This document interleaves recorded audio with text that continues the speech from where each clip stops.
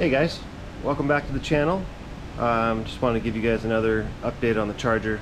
So I know it seems like we've been milking this cow for quite a while, but we just like things to be a certain way, and this is a my car build, so I don't mind taking my time and doing it as I have time. But anyway, I just wanted to show you guys how clean we were able to get the inside of these frame rails and the welding surfaces for the new floor pans. So check this out. Now, we didn't do any sandblasting. I know you guys are probably cringing because a lot of extra work when you do that, or when you don't have it blasted. But honestly, the reason I didn't is, one, money.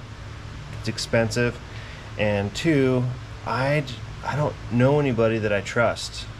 And as you know, Charger sheet metal is really hard to come by these days, and it's expensive too. So I just didn't want to risk ruining my exterior panels. In fact, the whole damn car is made out of sheet metal, so I guess it could warp, you know, anywhere for that matter. So anyway, it was a trust issue with us, so we just ended up doing it with the good old elbow grease and my favorite select angle grinders and wire wheels and bristle discs and just about everything. So we're gonna POR the frame rails, but first I need to put down the spray galvanizing or galvanizing paint. It's a weld through primer, and so what I'm going to do here's an example of, so this is going to be welded to when we put the new floor pans down. So I can't paint over that. A lot of guys do, and then they just grind off where they want to, but I kind of feel like that's a little counterproductive. So I'm going to use the spray galvanized spray on these edges and contact places where the pan actually connects here. You can always tell because there's spot weld remnants, and then obviously this kind of stuff and whatnot. So the POR is going to be coating inside here, and that's what the pros use, and I personally love POR myself. You can literally pour it on untouched rust and it'll zap it. So it's really good stuff, and it wears like iron. So I'm going to do the inside of the frame rails, and you know, obviously the main frame with POR semi-gloss, but first I'm going to throw down this Galby primer. So just got to wipe it down real quick, and then I'll get after it. I'll show you guys what it looks like after. Well, here's another update on the Charger. It's got the engine compartment completely stripped. Still got a few little things to work out, like straightening this guy out, and I got a spot weld that came undone there. But overall, it's pretty much bare to the metal, and no sandblaster involved. Turns out you can do this without sandblasting. Might take a little more time, but I don't know. It's a sure thing when you do it yourself.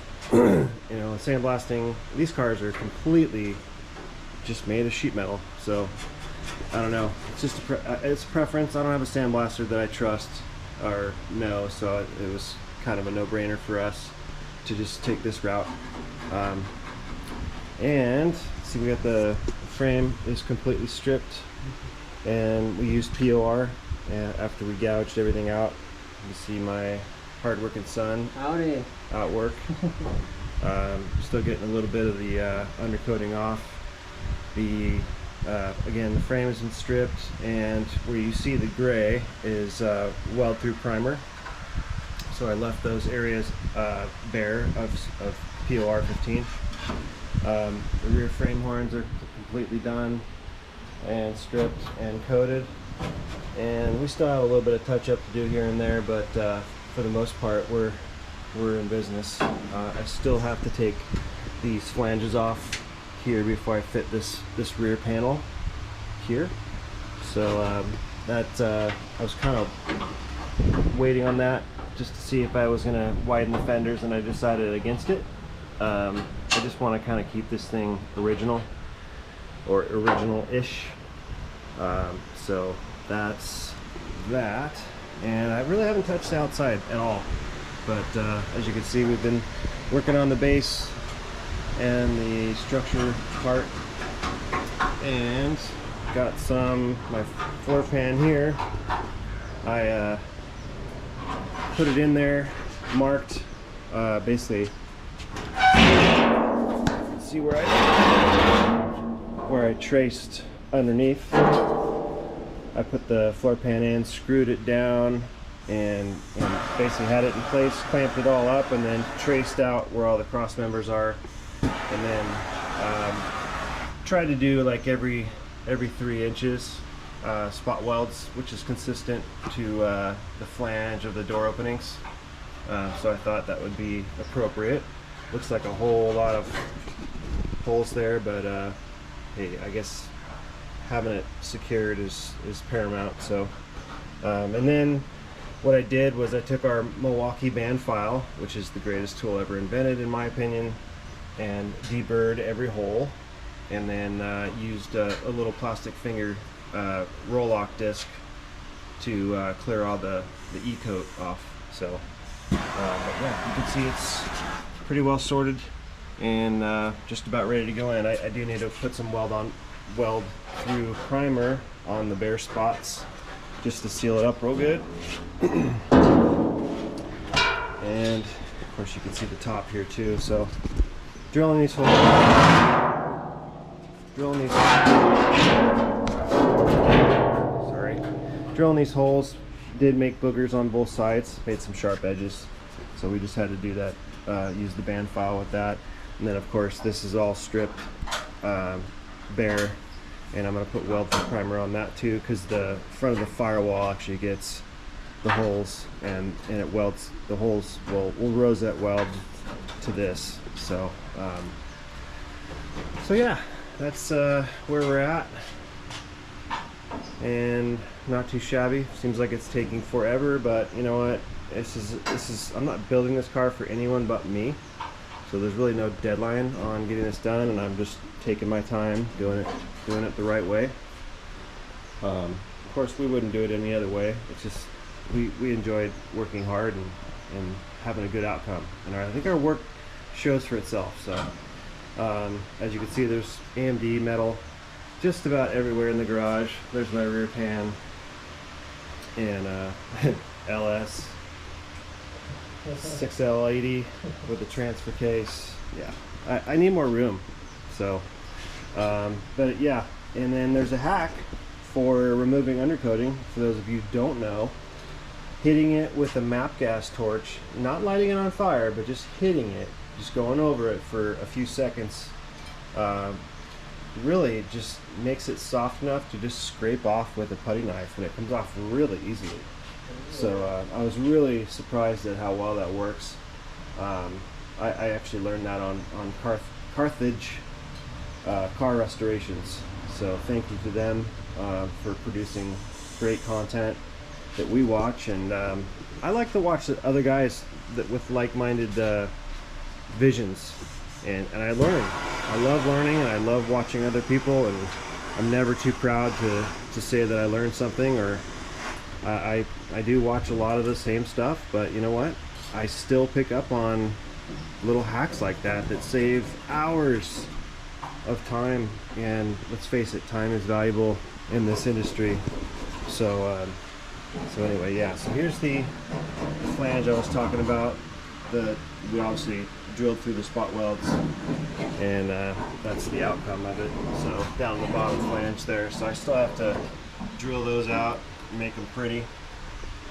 And I ordered the engine from my engine builder. I had a 440 that came with the car, so to speak.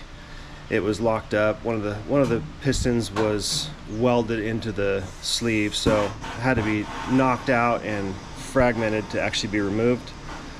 So the block is being machined as we speak, and it's going to be a mild stroker, I guess you could say. It's going to be a 512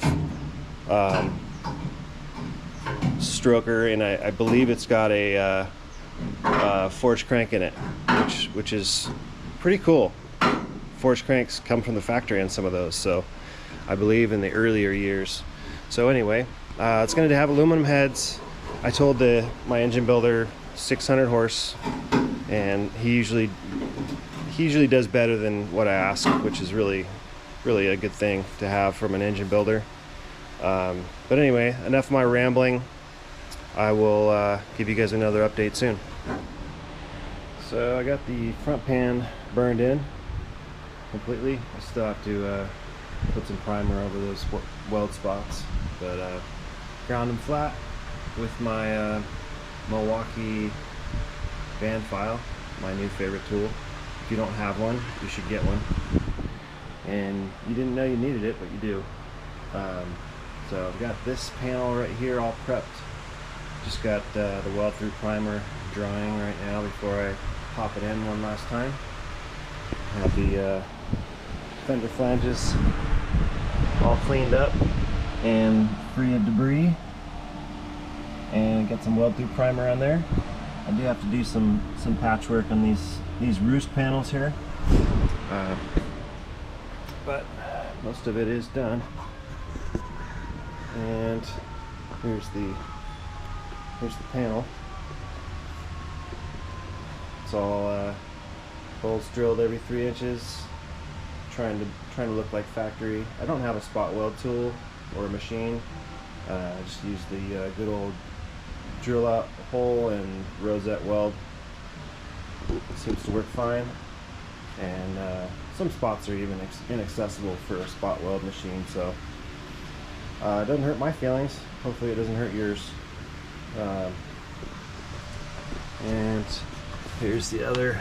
Yeah, I gotta do a little patch right there, but this panel only comes to about here anyway, so I think I'm good to go with installing this for now. But again, weld through primer on both sides. It's kind of a pain to weld to, but I am getting decent penetration and cleaning everything off. Even the E-coat, I'm cleaning it off because it'll contaminate your welds. A lot of guys will just weld right through it, but I prefer to clean it off and put some primer there. So anyway, to each his own. But one last look, and that's gonna do it for this video. So we'll keep pumping these videos out. Let us know in the comments if you would like to see anything specific, or if you have any questions about this build. Real excited to announce the new engine build for this car. Just signed on the dotted line the other day, so it should be a reality soon. So thanks for sticking with us. We appreciate each and every one of you guys, and stay cool out there. It's miserable. Take care.